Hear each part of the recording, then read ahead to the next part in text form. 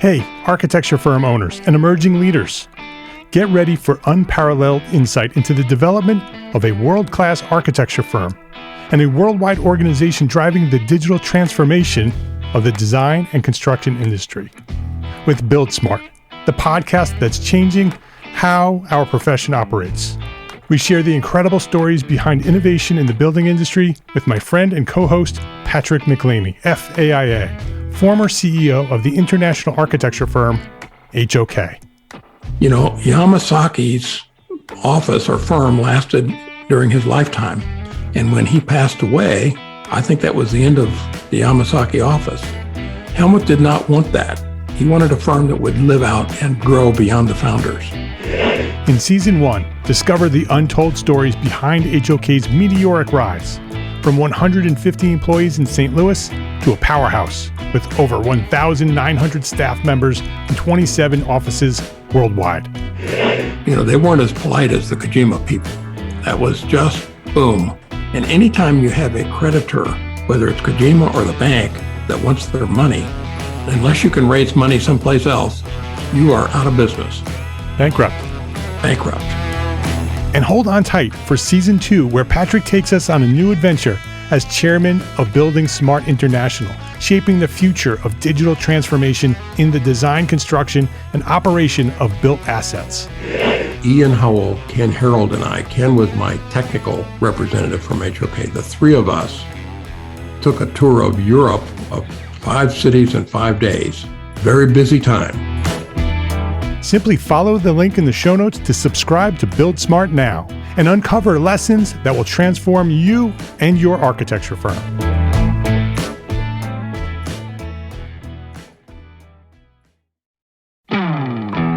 Hey, architecture firm owners and emerging leaders.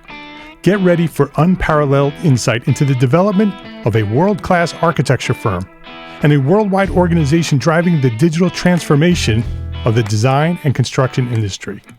With Build Smart, the podcast that's changing how our profession operates. We share the incredible stories behind innovation in the building industry with my friend and co-host, Patrick McLeamy, FAIA, former CEO of the international architecture firm, HOK. You know, Yamasaki's office or firm lasted during his lifetime. And when he passed away, I think that was the end of the Yamasaki office. Helmut did not want that. He wanted a firm that would live out and grow beyond the founders. In Season 1, discover the untold stories behind HOK's meteoric rise, from 150 employees in St. Louis to a powerhouse with over 1,900 staff members and 27 offices worldwide. You know, they weren't as polite as the Kojima people. That was just boom. And anytime you have a creditor, whether it's Kojima or the bank, that wants their money, unless you can raise money someplace else, you are out of business. Bankrupt. And hold on tight for Season 2, where Patrick takes us on a new adventure as chairman of Building Smart International, shaping the future of digital transformation in the design, construction, and operation of built assets. Ian Howell, Ken Harold, and I, Ken was my technical representative from HOK. The three of us took a tour of Europe of 5 cities in 5 days. Very busy time. Simply follow the link in the show notes to subscribe to Build Smart now and uncover lessons that will transform you and your architecture firm.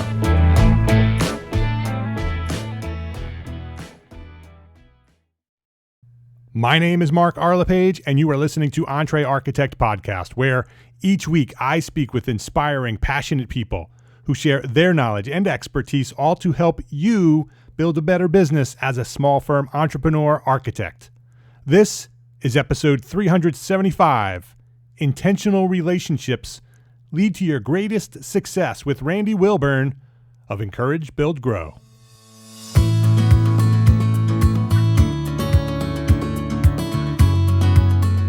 This episode of Entre Architect Podcast is supported by our platform sponsor, ARCAT, the online resource delivering quality building material information, CAD details, BIM specifications, and so much more at arcat.com. Randy Wilburn, welcome to Entre Architect Podcast. Mark, how are you doing? It's good to be with you.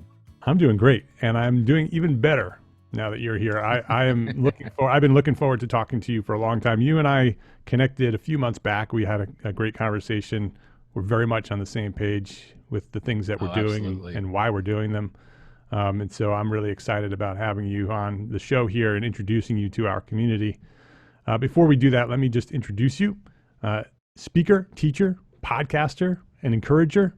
Randy Wilburn runs Encourage, Build, Grow, an agency that helps design firms with leadership development, communication, including audio branding and personal development. Randy is the founder of two different podcasts. The Encourage, Build, Grow podcast helps design professionals like us become better leaders, better communicators, and ultimately better people. And the I Am Northwest Arkansas podcast covers the intersection of business, culture, and entrepreneurship and life in the Ozarks, where he resides. Randy has produced or hosted 600 plus podcast episodes. Well, he blows me out of the water. That's almost twice what I've done. And I've done a lot. And so that's a big number. Finally, he's trained over 5,000 design professionals in 2 decades serving this industry. Randy believes that what engineers and architects do for a living is one of the essential services to our civilization. I agree. Outside of our relationship with our fellow man and the natural environment, the built environment is the most important thing. And Randy, like I said, you and I are very much on the same page here, very much with the things that we're doing and why we're doing them. And so I'm really looking forward to this. But before we do that, I want to know your origin story. I want you to share where did you discover the passion for what you do, and who inspired you? What inspired you to become what you are today? Well, I first of all, thanks again for having me on. I really appreciate this. I would say the easiest way to describe the relationship between you and I is like we're kindred spirits. There's something about the things that drive you, that there's some of the same things that drive me, and a lot of other people that are of our age. Yeah. And we were talking about that before we started recording about midlife and what that means, and for so many people.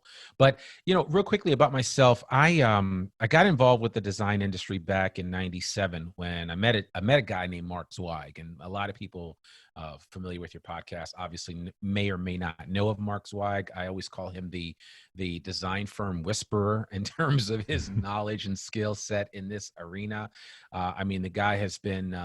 I personally witnessed his business acumen and advice and direction help several design firms grow into multi-million dollar operations. And I've always, he and I became very fast friends from the moment that I joined Zweig, White and Associates at the time back in '97. I quickly became an owner and stayed on until we got acquired. And then I left and went off and did my own thing. And I think, even before that, I'd always had an interest in just being around people that were creatives. And I do see design professionals as creatives, right? Even though there's a lot of technical calculation that goes into the work that engineers and architects do.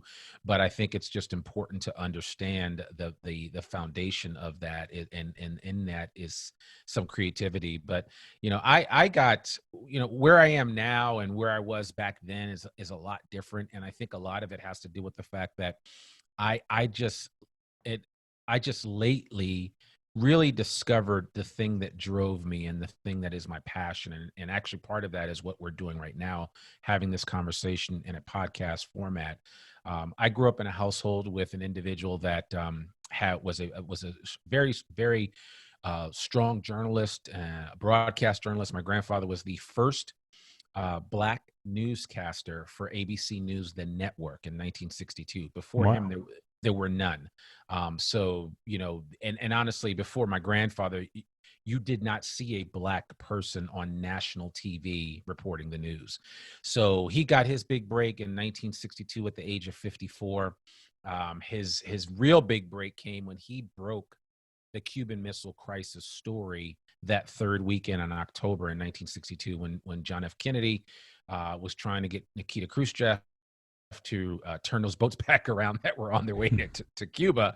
And honestly, I guess, we may never know this, but that at the time they said that was the closest that we've ever come to nuclear war. Right. And certainly it was a very monumental event. But my grandfather that weekend was on the air doing live shots, special bulletins. I want to say like 18 times, a total of like 36 times, including radio and TV. But it was just a different ball game back then, because you just had the three channels. You had ABC, NBC, and CBS. So nobody was getting their news from Fox or CNN or anything like that. So, when people broke in on the television back then in the early 60s, it was serious. And so that's kind of where, that's kind of where he got his start. And for 10 years from that time, he was 54 when he started with ABC News in 62. He was 64 when he retired in 1972. And in between that time, he went on to cover the assassination of Malcolm X, the assassination of John F. Kennedy, assassination of Martin Luther King, covered Martin Luther King's funeral, did the first ever kind of like what we now know as like a Dateline or 2020. He did the first ever hour-long program on ABC News, and it was a story on the city of Atlanta, a city too busy to hate. And so he did a lot of first, and he was also a mentor to Sam Donaldson, to Ted Koppel, and to Peter Jennings. So, he had his hand in helping a lot of people really become outstanding journalists, and then he paved the way for African-American journalists, of course. So I grew up around that. What was his name, Randy? His name was Mal Good, Goode. People can look him up on Wikipedia. My mother and some of her siblings are in the process of trying to complete a book on. There's just so. I mean, that would take up. I wouldn't have time on this, but we'd have to do a part 2 or part 3 to tell his story. And I'm partially working on that now in a book that I'm writing. I'm very curious about how he ended up in the position that he was in, because there's a lot of story before he became. Yeah, no, it's crazy. It's totally crazy. It really is crazy. And again, at that time, in that day and age, a lot different than today, although you wouldn't know it.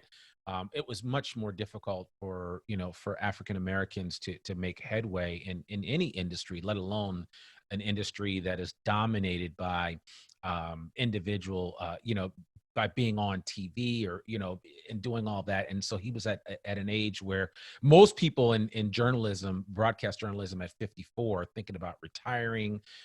They're either a little long in the tooth. I mean, nowadays they get rid of talking heads pretty quickly because it is a young person's game. But my grandfather at that time never let age get in the way of him doing what he thought he was called to do. And prior to him being at ABC, he and his sister had the first brother-sister radio show, African-American brother-sister radio show in the country. And then prior to that, he was a writer for the Pittsburgh Courier, which at the time, and I try to explain this to people, back in the 20s, 30s, and 40s, there were always, some cities had multiple newspapers. Some would have a morning and an afternoon edition. And then most cities that had a fairly large Black population had a Black newspaper. So you've got the Baltimore Sun, you've got the Chicago Defender, the Amsterdam News in New York City, you've got the Pittsburgh Courier. The Pittsburgh Courier was considered the cream of the crop when it came to Black newspapers. And there were several amazing writers at the Pittsburgh Courier, my grandfather being one of them. And there was another writer at the Pittsburgh Courier that covered Jackie Robinson on his rise into the major leagues. And so my grandfather used to cover the Negro leagues, and, he had all these ball players coming to his house in Pittsburgh. And, my mom would tell me stories about Willie Mays coming to the house for dinner, and Jackie Robinson and Satchel Paige, James Cool Papa Bell. I mean, all these like amazing, iconic figures in baseball would come to the house there in Pittsburgh in Belmar Gardens and sit down and have dinner at my grandmother's table after, after a game at Ebbets Field there in no, it's not Ebbets Field, it's Forbes Field in Pittsburgh. And so, it's just, that was the environment that he was in and he was a part of. And what I didn't tell you about the whole ABC News thing, because you're wondering, well, how did this guy in Pittsburgh end up in New York City? Well, it was Jackie Robinson who told that Dan Haggerty, who was the head of ABC News, he said, you need to hire a Black person. And he was like, well, we've been thinking about it, but we don't know who we're going to hire. And so they brought in over 40 people to audition for this one position. And my grandfather beat out 40 other people. Most of them were much younger than him. But Jackie Robinson, who was a good friend of my grandfather's, was actually the person that referred my grandfather to Jim Haggerty at ABC News. So it's kind of like one trailblazer made a way for another trailblazer, yeah. which I think is really important because it speaks volumes. And I always, whenever I tell this story, I also kind of break down the idea that, the relationships matter, right? And it's something that I've always told people in the design space is that, when I talk to engineers and architects and, I talk to them about their relationship with their clients and the relationship with other people on their team, and why are things fragmented within the organization because of a lack of communication, a lack of trust. It all boils down to relationships. And when you have strong relationships, it opens the door for so many other opportunities and options. And because my grandfather was such a giving person and always open to give advice, because he was older than a lot of these star athletes, and it was constantly giving them advice and guidance. And he would tell me stories about, like, he used to walk Roberto Clemente through all these different things that Roberto was trying to do. And you got to think about some of the most talented people to ever play the game, and yet they were like children at his dining room table, with nothing but questions, with nothing but they were just pulling on him for advice and guidance and wisdom, because they really weren't getting anywhere else. And so he kind of took up that mantle and ran with it. And he was always that older, sagely wise owl, if you will, that always had he never had a crossword to give anyone. And he always had a word of encouragement coming out of his mouth. It was never, you can't do it. It was always, okay, you can do that and this. And, I can always remember the refrain that I would always hear my grandfather say, which was, you're no better than anybody else, and nobody else is better than you. Now go out and prove it. And essentially that was his way of saying, hey, there's an even playing field here. And I don't care whether you're Black or white or whatever, you've got the opportunity to make the most of it. And he lived that. And that was always something that has stayed with me since that time. But I have him to thank for a lot of for the reason why I'm at this place. At one time I thought I was going to follow in his footsteps. I did work at ABC News. I worked at Nightline. I broke a lot of stories with Nightline. I had a lot of experience with World News Tonight. So I cut my teeth in that industry. But, Mark, the thing that I realized was that I wasn't, I don't know that I was cut out to, I wanted to have a family. I wanted to get married. And, the news cycle is crazy. It's even crazier now. I can only imagine what it'd be like. But in the mid 90s, before I joined Zwei Group, I gave up a tremendous opportunity that I had to go to New York to work for ABC News to move to Boston. And that's ultimately how I ended up at Zwei Group. But the long story short is that the news cycle, I remember the last big story I worked on, I was in the desk at ABC News in Washington, D.C. And that was when Princess Diana died. And that really, I remember working 3 days straight, and that was right at the time when they were calling me from New York saying, are you coming up here? We've got this position for you. I was going to cover the news out of New York City for all the O&Os, which are owned and operated by ABC networks. And those are all of the television stations around the country, the local TV stations that are actually owned by ABC corporate. And there were several of them all over, including the flagship station in New York City, WABC, which is Channel 7 there in New York City, for those that are familiar with the area. But the long and short of it was I decided not to. And it was that experience with Princess Diana, because I remember I literally worked for 3 days straight. And not that I didn't enjoy it, but I was like, man, if I do this, I might miss out on something else. And at the time, I know a lot of people say, well, why would you give that up? But I just did. And I have 3 beautiful boys and a wonderful wife of 20 years now to show for it. So I didn't miss out. And, but it wasn't until later that I realized what one of my real callings was. And that's kind of what we're doing now, is having this conversation via podcast and, doing this whole, kind of moving in this whole direction of voice and kind of sharing and telling my story and creating a forum and a platform for other people to share their stories, just like what you've done with your podcast. I think it's important. And, it's the fuel, honestly, that I believe keeps things moving forward, right? Because I know that people listen to your podcast, design firm leaders that listen to your podcast, that really it becomes foundation for them and helps them as they continue to grow, and informs them as they go out and come up with new ideas on things that they want to do. So I just think it's all interrelated, and I'm just thankful that I'm in this place now and I'm able to do that. And again, back to the whole relationship thing, as I've always told design firm professionals, is that, friends don't fire friends. And so you have to get to a place where you have a real relationship with your client. And that's why I think it's the relationship thing is so important. You cannot be superficial in that area. You cannot be transactional. A transactional mindset in the design industry will kill you.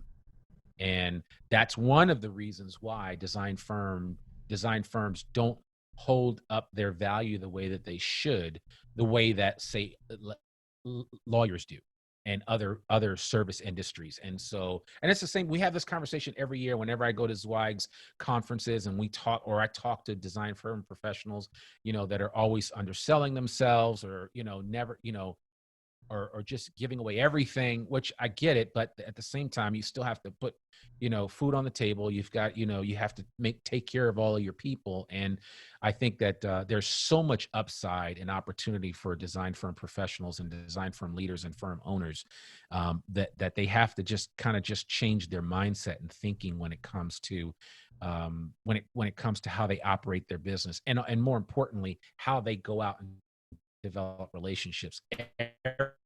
Every top person on down needs to be strong in development, and it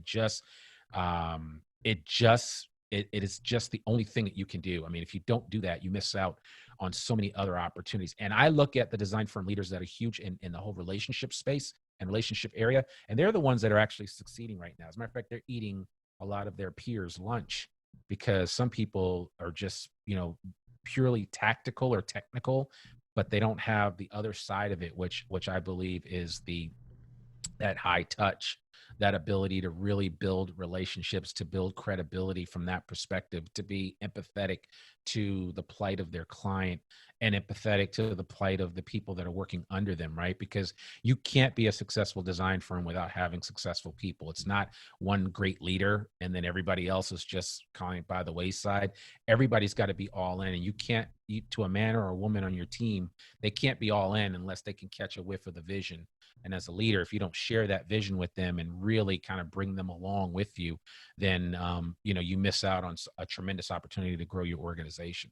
And I know I just moved into a couple of different areas there, but the whole relationship piece is huge. And I think it's the one thing that I don't see firms, it's a lot of that soft stuff that we don't look at as the end all be all for how we should run our firms. And so we don't focus on it. It's one of the reasons why design firms don't spend as much money as they should on professional and personal development within their organizations.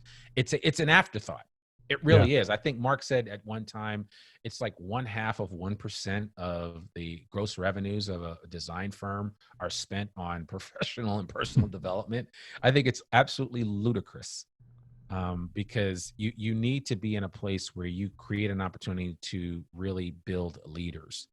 And you can't build leaders without personally and professionally developing these folks on a regular basis and not leaving them to their own devices to do that. And that's the difference. And every firm that I've worked with in this space over the last 2 decades that has been hyper successful, really successful, has taken it upon themselves to really make sure that they are developing themselves, developing everyone on their team, both personally and professionally. And it's only become even more so critical nowadays than it was even in the late 90s when I first got in this space. We will return to our conversation after this quick break to say thank you to our platform sponsor, ARCAT. As more businesses and tenants demand green design in their buildings, LEED certification is more important than ever. And while ARCAT is known for being red, with their big red A, they can help you go green. ARCAT provides thousands of LEED reports from building product manufacturers on how their products can help you make the green choice that's right for your project. Head over to arcat.com and find the information you need for LEAD.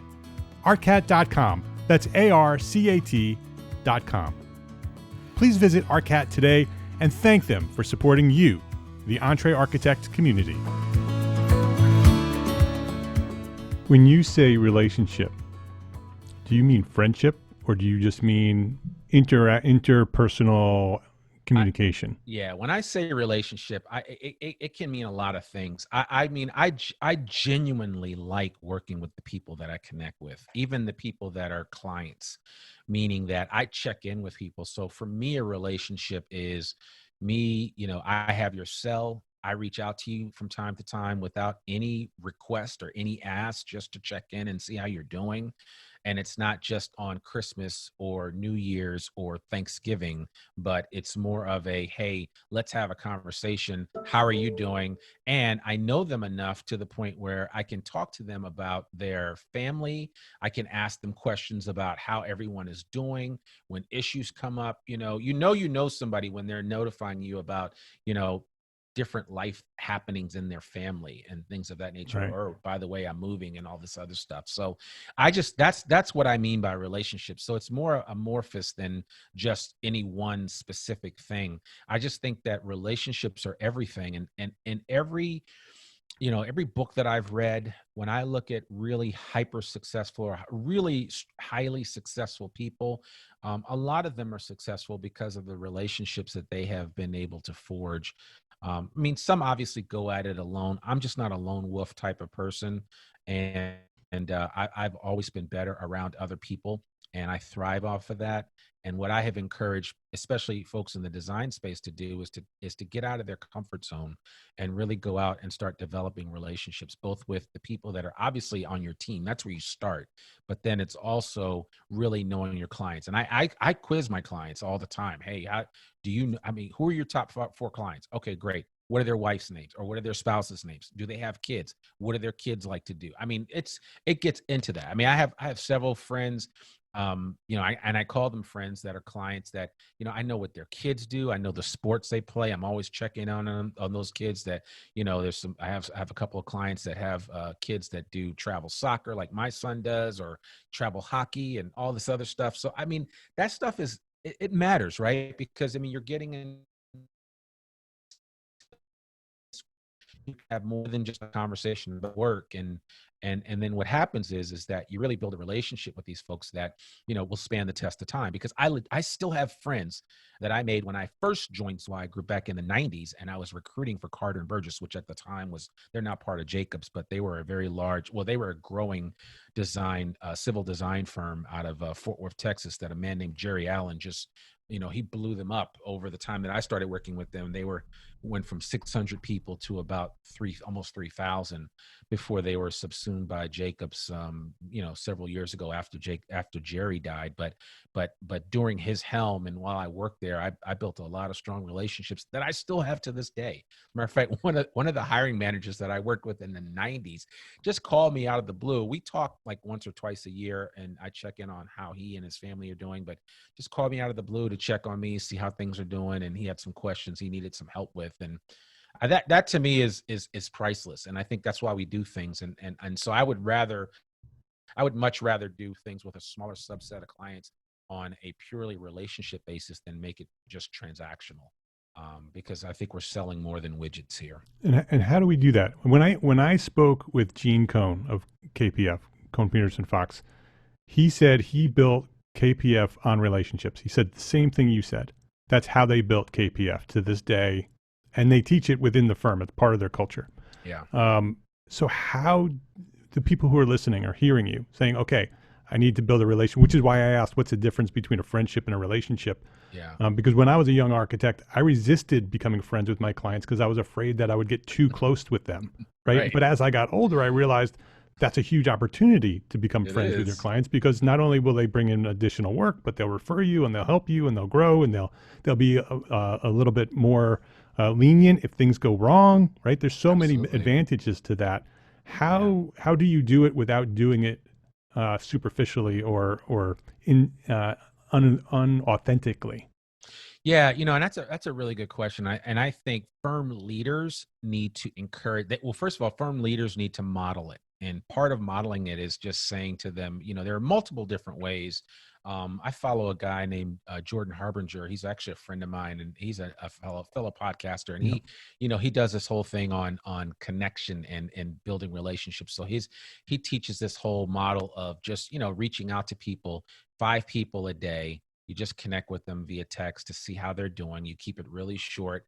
You stay connected with them, because you never want to, when it's raining, you need a raincoat, but you want to be, even before it rains, you want to prepare that, there's going to come a time when it will rain, and that things won't be as great, or won't be sunny the way that it might be right now. And so you always have to be preparing for the future, and and priming that pump, as I like to say, and building those relationships. So I think it's important for you to kind of be intentional, is the best way that I can describe it, where, I follow his method, but I also just, it was something I was doing anyway. He just put more structure to it, where it was like, okay, I'm going to reach out to these 5 people. And it's simply just, hey, just checking in to see how you're doing. How's life? Obviously during the pandemic, I've reached out to so many people, and it's actually allowed me to reconnect with some folks that I had kind of just, it's life happens, right? And whether you have a new child, or, you're working on multiple projects that kind of take you out of the normal swing of things, you can always reconnect with folks. And especially if it's not about something, it's just checking in. People like to be checked in on. I know I like getting those text messages from time to time from people. It's like, hey, you were on my mind. I was just thinking about you. Hope all is well. Hope the family's good. We need to catch up soon. And that's important.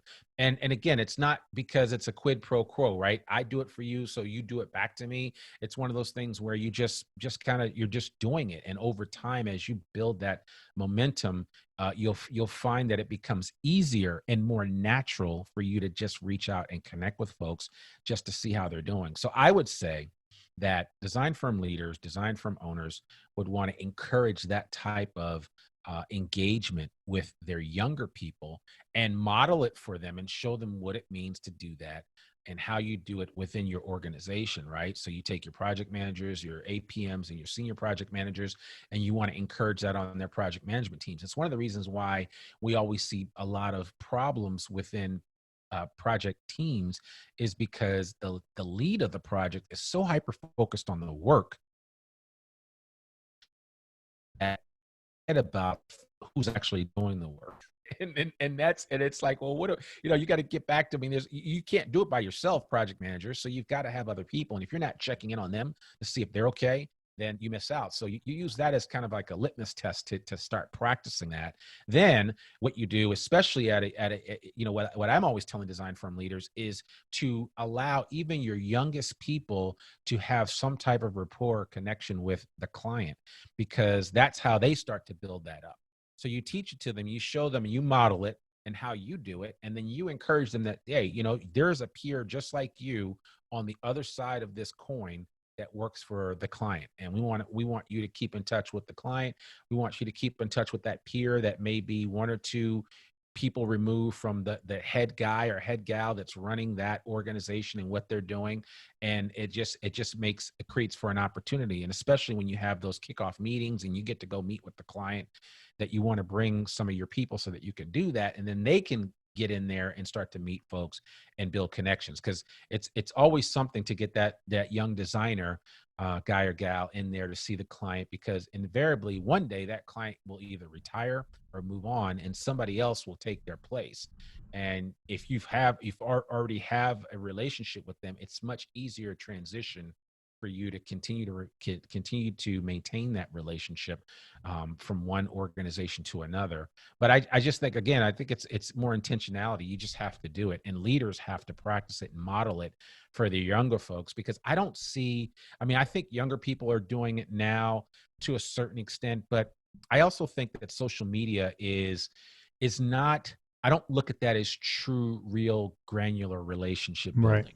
It's just not. And I watched that. So I don't know if you saw Social Dilemma on Netflix. Not yet. Everybody keeps referring. Man, that was highly disturbing. But it also proves the point that we need to get back to the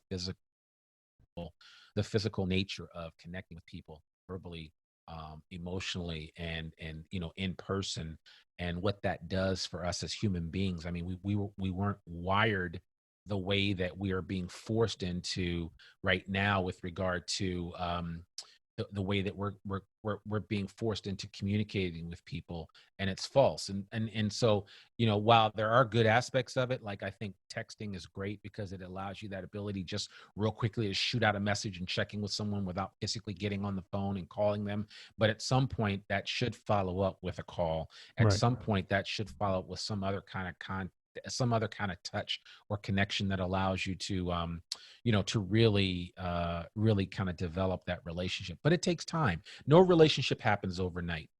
And that's why I say that's why I always say that friends don't fire friends, right? Because if I'm truly a friend of yours and we have a relationship, then then nothing that we do is ever transactional. Because my goals are in line with your goals, even if we haven't connected in a while, because we're on the same page as far as the relationship, as far as the communication that we have with each other. But I just think that there are little things that we can do, and we can leverage some of that technology that I just mentioned, without going overboard, because I think sometimes people create this false sense of relationship building through Twitter, through LinkedIn.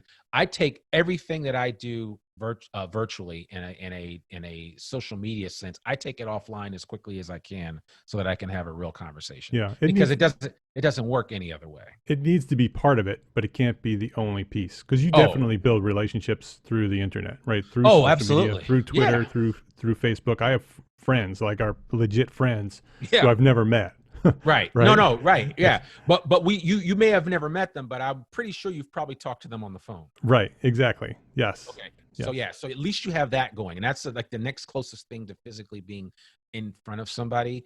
But yeah, no, you're absolutely right. I have made connections with people all over the world, that I have befriended through LinkedIn. People have reached out to me whenever Yeah. I've done a talk. So yeah, I make it a point to do that, and I make it a point to do a couple of things. One is I get their cell. I put it in my phone.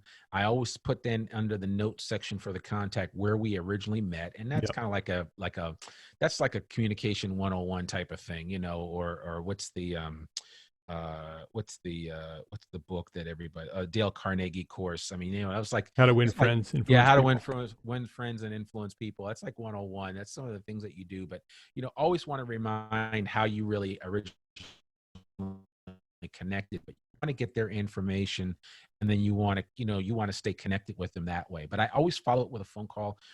Whenever I go to these events, it's a lot of work. I know, I get it. It's a lot of work, and there are a lot of design professionals that tend to like to look inward as opposed to outward. But you've got to get out of your shell, and you've got to get in front of folks. You got to have that FaceTime, and that's actually one of the beautiful things about Zoom. I will shoot to have a Zoom conversation in a heartbeat, just like what we're doing Yeah, right me now. too. I'll shoot to have that, because to me it's like the next best thing, right? I don't talk to So anybody on the phone anymore. Everything's a Zoom call. I everything want is to a see. Zoom I want call. to see your eyes. Exactly. And Yep. I've got a whole setup here, and it's just nice, but I certainly make it a point to do that. And it really makes a big difference for me. And I think, there are some silver linings in this pandemic that we're in, because at the time of recording this, we are unfortunately, we're at the inauspicious time where we've seen 200,000 people in the United States die from COVID-19, which is really terrible. But I also think that there are some silver linings that have come out of this, and I think people are learning a different way to communicate and connect with folks when you can't do it in person. Yeah. And certainly what we're doing through this Zoom conversation is one of them. And I think it will open the door for other interactions that I think are going to be very positive in the future. So you got to kind of take the good with the bad. Yeah, I think there are many things that will come from this that will be positive, and that happens in every crisis and every disaster. There's always positivity that comes out of those things. But I want to get back to the relationship and the structure, because I think a lot of our listeners and architects in general tend to they don't resist, but it's hard for them to make those contacts, to reach out to them. And Yeah. the thing that I want to just remind them of what you just said is that they need to be intentional about it. They need to create a structure, a system, right? That Yep. here's what I do. I am going to connect with X number of people on a weekly basis every week, right? I'm going to pick these 5 people. I'm going to intentionally connect with them in this very specific way, 5 times a week or whatever the system is. That ultimately, if you do that over and over again, it becomes a habit. And once it becomes a habit, then it becomes internalized, and it then becomes who you are. And then you become that person who reaches out to people and connects with people and starts to build these relationships. So it's not false or inauthentic upfront. It's just structured. It's a way for you to start developing yourself as a communicator. And then as you do it, in your brain, those synapses will start connecting and the neurons will start firing, and you'll start building habits, and those habits will become who you are legitimately, Second for nature. real. Yeah. Second nature. And as I like to say, the great Navy SEAL Jocko Willink always talks about how important discipline is. If you can be disciplined in that area, Jocko says discipline equals freedom. Yeah. It's one of the reasons why he gets up so early, at an ungodly hour of the morning. And I get up early too. I don't get up as early as he does, but he basically says that, before by 8 or 9 a.m. I've done so much. And he said that discipline of getting up first thing in the morning provides a level of freedom for me that most people just don't have. And in the same way, if you are disciplined in this area of just going out and connecting with people, and again, it's not going to be everybody. I get it. I'm all over the country. I know a lot of people. I've got thousands of people I'm connected with on LinkedIn. I'm not suggesting that every person listening to this, especially design professionals, that you got to go out and create all those relationships. But I mean, even the small ones, you're only going to have a small group of people that you're connected with anyway. It's I forget what the window is, but it's like 150 people.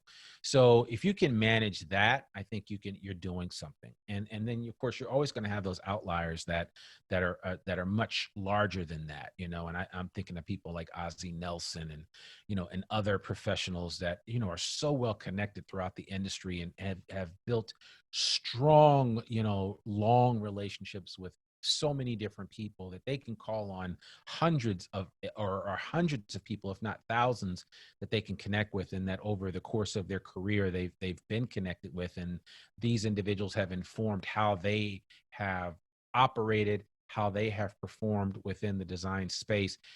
Everybody's not going to be able to do that, but you still can connect with a core group of people and build upon that and add a few and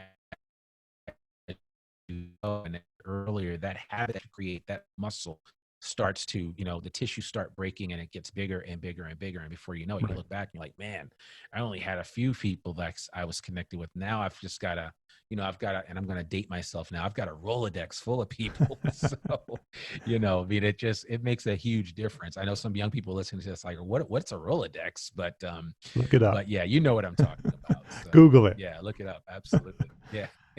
So Randy, I think that this thing that we're talking about with relationships and building relationships with people now in the time of COVID, now as the economy starts to shrink from effects from the lockdown, now more than ever, right? Now more than ever, this is an important thing that we need to do. It is just one tool in your toolbox, right? In order to continue to grow, but it's an important one. Yeah, it literally is just one tool. It's never going to help you be a better designer. It will help you be a better person. And to me, I like working around people that I like legitimately. And you guys, everybody listening to this knows what it's like to go into a meeting with a client that you can't stand to be around. And they treat you as if you're an order taker and you're just doing their bidding to get this project done. And, they wouldn't stay with you any longer than the end of this project. You understand that, what that's like. But then there's also those opportunities or chances where you work with somebody, you work alongside somebody where it's almost like, man, we're like one big family. Yes, we are the designer, we're providing the service, and that's our client. But there's something about it that when we work together, everything just gels and comes together. I mean, why can't we have more of a work environment like that than one that's more adversarial? It should never be that way, especially for a profession where creativity is at the heart of everything that we do. And the more relationships you build like that, those relationships lead to other relationships that are Oh, similar. yeah.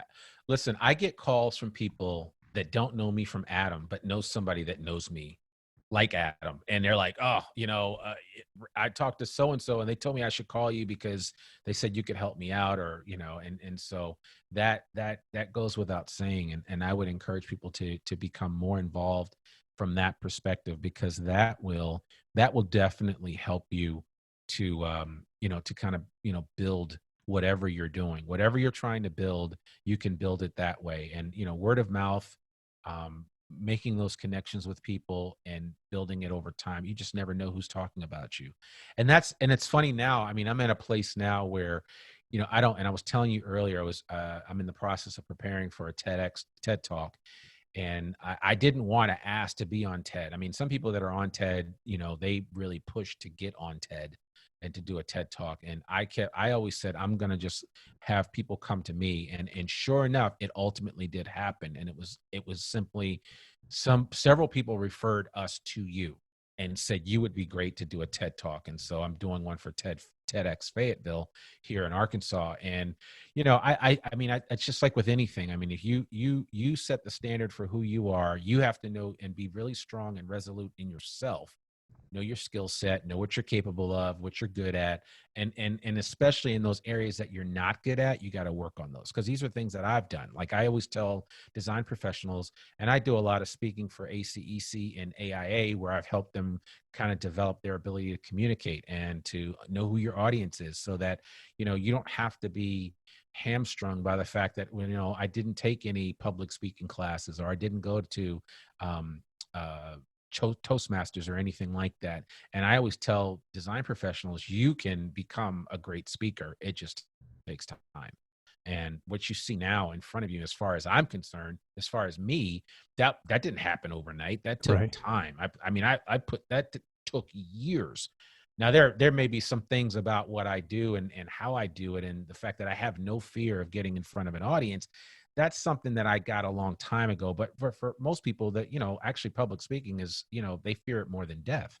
So it's one of those things where people say, well, I could never do that. And I'm like, yeah, you can. It's really not as hard as you think it is.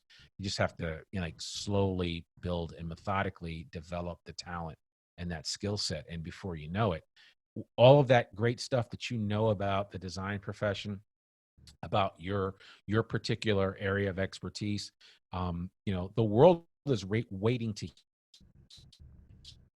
about it.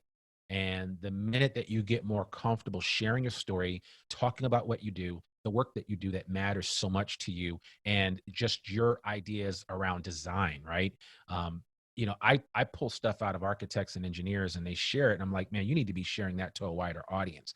And they're like, yeah, but I'm afraid to, Yeah. and I'm like, well, we got to get you past that, because I think and I talk to a lot of young architects.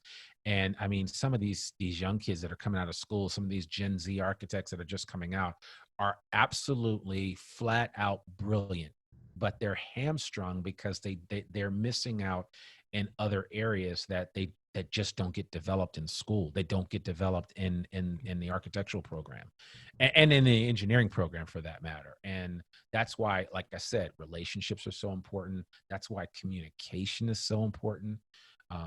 Kind of understanding why you're doing the things that you're doing in the first place, not just because your dad or your mom was an architect, but because, you felt a calling to this industry. You felt a calling to design things that make people turn around and take a second look. And that in and of itself is, I mean, that's worth the price of admission right there. And that's why I tell, design professionals, especially architects and engineers, you have to be excited about what you're doing, and to be continually iterating everything that you're doing, so that you're growing and you're learning more, and taking on more responsibility. And that really is what opens the door within your profession to just be the best version of yourself and not just kind of sit there waiting for things to happen to you, because they will. But if you take the bull by the horns and go after it, I mean, it will really make a difference for you in your career. It'll make a difference in how satisfied you are with with the work that you're doing, and at the end of the day, it will get you out of bed each morning because your why will be strong enough, and you will be very clear about it, and it won't feel like you're breaking rocks at work every day, because that Yeah. would not be fun. Do you know, Randy, who referred you to TEDx, to the committee? I do. Actually, a couple of people did. One of my former colleagues at Zweig Group,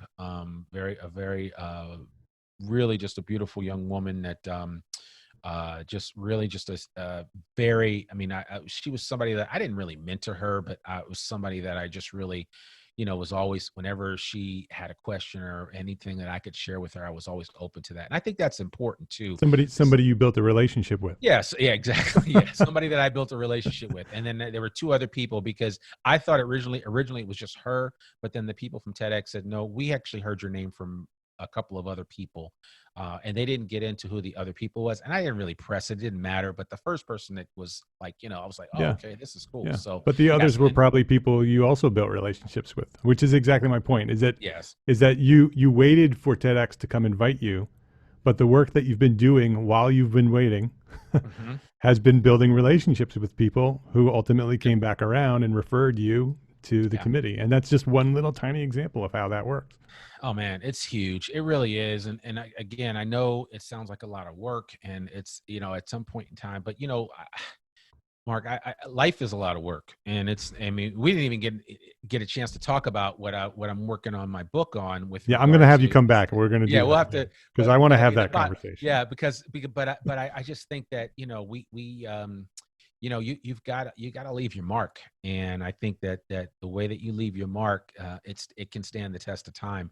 And I say that because I even look at just the impact that Mark Zweig has had on me. We've been friends for 23 years now, and I remember his daughters when they were 8 and 10, and now Christy is 31. So it's like, it's crazy. You grow over time, but I just, people can make that kind of impact in your life if you allow it to happen. And we don't agree on everything, but we are, he calls me his little brother now because he's only 10 years older than me. But I get a lot from him, and we stay connected, and we probably communicate or reach out to each other several times a week, even though we don't technically physically work together on a regular basis. But that to me is really worth it. And he's actually turned me on to more people outside of the design industry space that I've worked with and other things that I do. And that's, again, all back to relationships. And you just never know where it's going to take you. Yeah. And so I just encourage people to take the ride. Don't look to get off the Ferris wheel too quickly. You need to go around a couple of cycles and see what happens, because you'll be surprised. Sometimes the view is not much, but then sometimes the view is amazing, and you've got to take it all in and don't rush things. And that's the only thing that I see with younger people, Gen Z. They want everything right away. And even some millennials for that matter. And I don't think there's anything wrong with that. But I just, the thing that I tell them is like, look, you just got to put some time in. You don't have gray hair yet. Don't rush that. But like you and I mean, we've seen a lot more than some others have seen. And it doesn't mean that, I think things were a lot slower for us when we were 25, 26 than the current 25 or 26-year-olds. They've got so much more to deal with. And as I look at it, because even my wife and I, we talk about it, we're like, I'm so thankful. Actually, we didn't have social media when I was growing up. We just didn't have any of that. And we were allowed to kind of grow up in a different way that these young people nowadays have to grow up differently. Yeah. So you almost have to teach them and train them differently than maybe how you were trained. Because too often we're just like, oh, that's not how I was raised. That's not what I would do. And I get the world's that. a different place. It's a different place, and every generation's going to do things differently. Yeah. I mean, there are boomers still talking about Gen X like, these guys are crazy. And Gen X is talking about millennials like, these guys are crazy. And millennials are talking about Gen Z. It's a vicious cycle, and it just goes on and on and on. So, you've got to really be mindful of that and have some patience. and have a bit of latitude to work with folks that aren't quite where you are from a thinking perspective. And my kids are the perfect test tube for me, because I have to constantly check myself and my expectations, because otherwise they would just let me down every day. But I recognize that they're just not quite there yet. Yeah. And even the important thing, when you look at even young design professionals, 20 to 25, even if they are book smart, even if they got top grades, they graduated cum laude, especially men, they're still developing their frontal cortex, and they're still developing their brain. I think it's almost like the scientists say your brain really isn't fully formed until your late 20s, early 30s. Yeah. So, and so there's hope. There's hope for all of you young people that have, you constantly are looking at yourself like, how come I keep making all these mistakes and I keep doing the same thing, expecting something different to happen? There's hope. There's hope for you, because you're still developing, you're still building. Yes, you're super smart. Yes, you could, you can do things that Cray computers couldn't do 40 years ago. But I mean, you're still developing, and take that time and embrace the process, because when you do get to that place, things become a lot clearer. Yeah. And I'm 51, you're 50. I mean, I got to tell you, to be perfectly transparent, things didn't really start getting truly clear for me until I was in my late 30s, early 40s. Yeah. And And I still know, working on it. and still working on it. Right. Like you said, I mean, you started a big business, and it's working out. But I'm sure in the back of your mind, you're like, what the hell am I doing? I'm 50. It's Yeah. like, I don't, Yeah. should I be doing this? And I'm like, my answer is unequivocally yes. Yes. And and so I just think that there's never a perfect time for this. And I'll end with this. I mean, Colonel Harlan Sanders failed 11 times before he failed 13 times before he developed those 11 herbs and spices at the age of 65 and started Kentucky Fried Chicken, which is now KFC. But the bottom line was, he was 65 years old. He had so many failures. When he originally had that restaurant, thought it was going to blow up, and then all of a sudden they moved the highway. And I mean, it was one thing after another. And you look at his story, you're like, man, that dude should have just given up. But he never gave up. He never gave up, and then he rode that thing with that white suit until the day he died. And I mean, that was it. But I mean, he was 65 years of age. He didn't hit his stride until then. Yeah. And that's I think that's the beauty of life. If you don't give up, you will hit your stride. You just have to keep priming that pump on a daily basis. Yeah, I want to definitely have you come back, Randy, and have that conversation, because I am in my second phase, right? And everything that people will remember me for has yet to come, and there we go. It's exciting to think about it that way. That everything up to this point has been a preparation for the rest of my life. Yeah, and I definitely want to have that conversation with you. Before we wrap up here today, what's one thing that a small firm architect can do today, right now, to build a better business for tomorrow?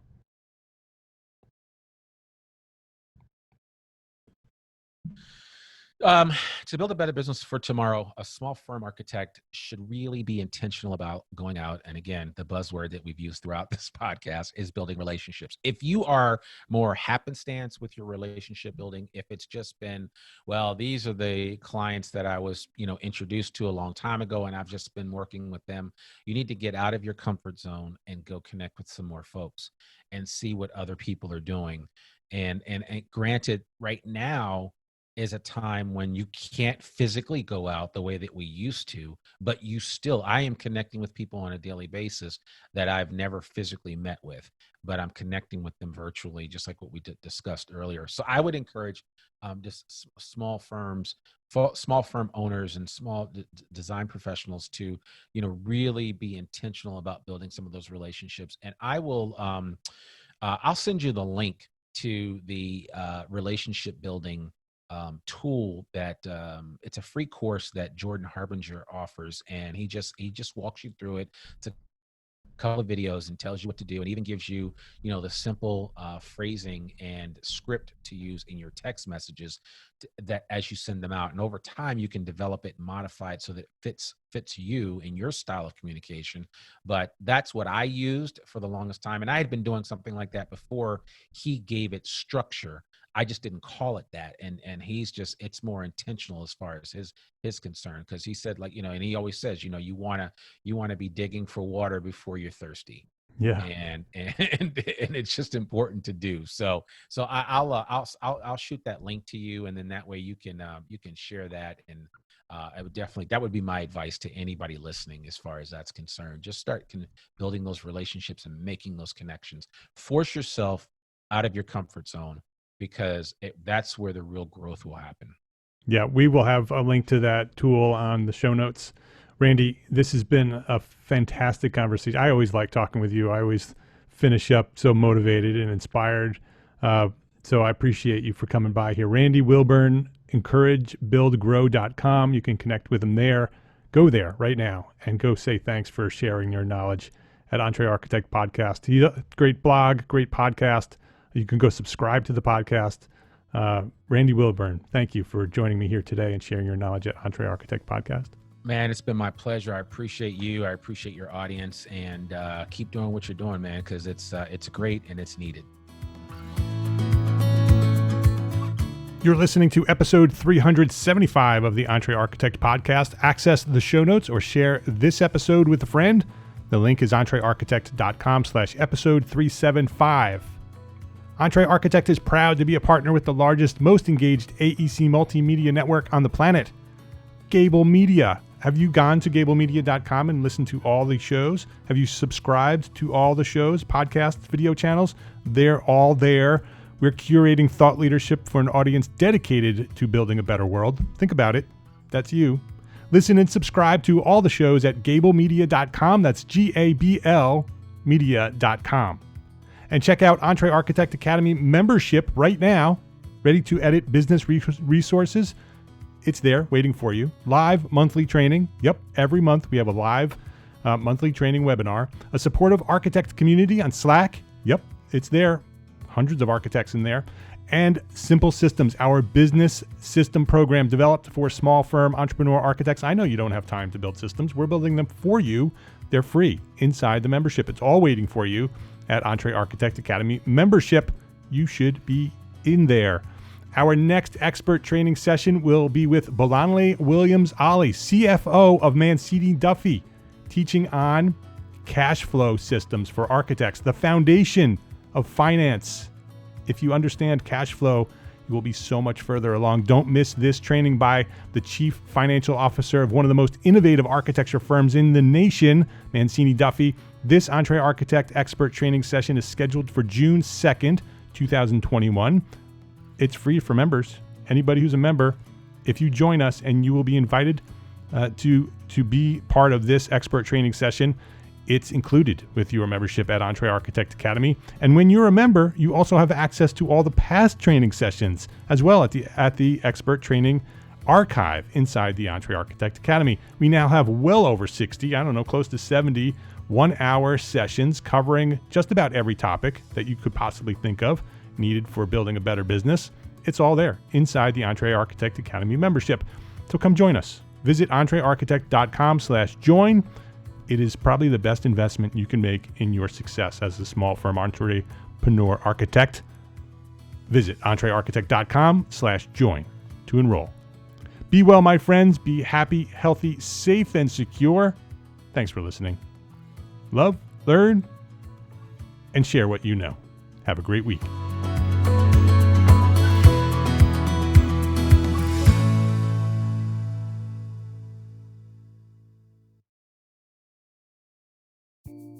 Imagine earning continuing education credits while doing exactly what you're doing right now. Well, you can. Gable Media has revolutionized the way you earn your continuing education credits with a groundbreaking approach. Forget running around town and scouring the internet for credit-worthy courses. Fulfill your CE requirements effortlessly by listening to engaging podcasts just like the one you're listening to now. Our podcasts are designed to educate, entertain, and inspire, all in a user-friendly environment. But wait, there's more. Architects, Gable Media is also approved as an AIA continuing education services provider. Upon completion, we handle everything. From reporting your hours directly to the AIA to storing your certificates in your personal Gable Media profile for your self-reporting needs. So follow the link in the show notes and start earning your credits in the most innovative and entertaining way possible with Gable Media. Attention architects and creative minds, get ready to supercharge your brand with Build Your Brand, the podcast that's unlocking the secrets of branding success for creatives. Hey there, it's Mark Arlepage, founder of Entre Architect, and I'm inviting you to join my friend, architect marketing expert Jeff Eccles at Build Your Brand podcast, where he explores the captivating stories of the world's top brands and transforms their lessons into powerful moves for small firm architects and creatives like you. In Season 1, Jeff shares the thrilling tale of Southwest Airlines, where he dissects their journey to the summit and distills it into strategies tailor-made for you. It's important to keep in mind that companies like Southwest compete in the real world, just like you, and face real-world challenges, just like you. You might be surprised at how similar those challenges are to the struggles that you grapple with on a day-to-day basis. Don't miss out on your blueprint for success. Subscribe, tune in, and let's build your brand together. You may have noticed that the very best brands in the world are also known for having somewhat unique corporate cultures. That's often the glue that holds everything together when they encounter those rough spots. We don't do it because it inconveniences the passengers to whom we are primarily dedicated, the short haul, frequent flyer.